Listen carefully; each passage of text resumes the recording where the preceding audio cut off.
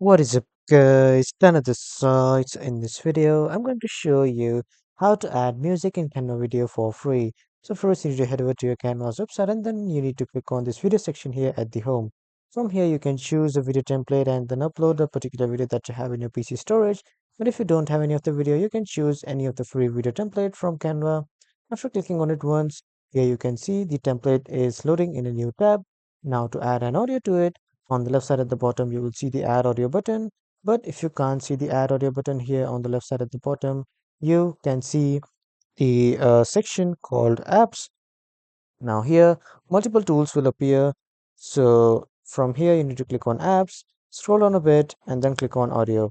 After clicking on audio, if you want to see all the free audios, you can just simply click on this music free, which will appear here. After clicking on this music free here, you will see all the free audio tracks inbuilt by Canva.